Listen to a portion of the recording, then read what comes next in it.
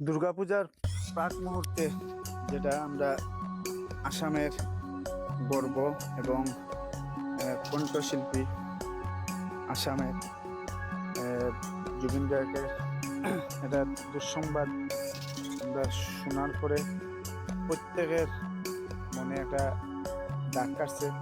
তো সেই হিসাবে মহালয়ার দিন যেহেতু দুর্গাপুজো সামনে, আর মহালয়ার দিনও পাতারকান্দি বাইপাসে পাতারকান্দির যারা অনুগামীরা আছে কণ্ঠশিল্পী জুবিন গার্গের, তারা মহালয়ার দিন ভোরবেলা দুর্গা এই ত্রিমাতা বাইপাসে একটা শ্রদ্ধাঞ্জলির, যারা মহালয়ার সময় ঘুরে বাইরিব রাস্তার, তারা প্রত্যেকটা মানুষ এখানে শ্রদ্ধাঞ্জলি দিতে পারে। তারই সাথে আমিও গিয়ে এখানে অংশগ্রহণ করছি, আর আগে একটা সুযোগ পাইছি যে এখানে একটা পুষ্পার্ঘ দিবার সুযোগ পাইছি। এবং প্রত্যেক মানুষে এখানে মহালয়ার যে দুর্গাপূজার যে আমেজ, যেটা আনন্দ, যেটা সেই আনন্দটা মানুষের মনে নাই। যেহেতু একটা মস্ত বড় একটা আগে কেটে কোনো ভাষা নেই, আমরা তো প্রত্যেকেই। যাই হোক, এই জিনিসটা দেখি অসংখ্য ধন্যবাদ যারা ব্যবস্থা করছে। এবং আমরা সুযোগ পাইছি যে এই মহালয়ার দিন ভোরবেলা গিয়া কমসে কম স্মরণ রাখতাম পারি, যেহেতু আসামের প্রত্যেকটা মানুষের মনে একটা আগে কিচ্ছু খাওয়ার নাই, আমি সেভাবে উপস্থাপনা করতাম পারি না। তো যাই হোক, আমি যে দৃশ্যটা দেখে ভালো লাগছে এবং তারা খুব সুন্দর ব্যবস্থা নিছে।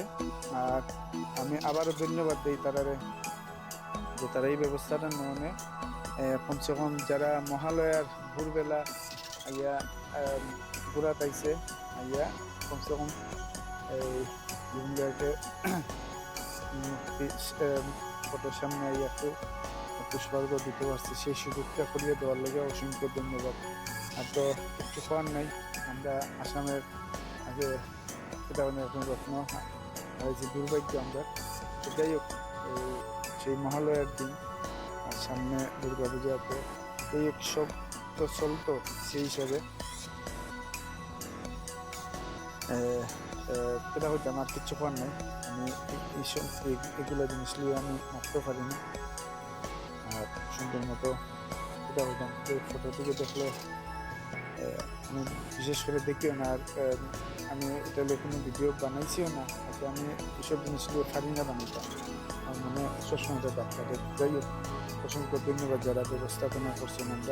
আমি কমসে কম গিয়া একটু ফুল দিতাম পারছি, নিজের ধন্য মনে করি যে এই সময় গিয়ে আগে যেতাম পারছি ফটোর সামনে।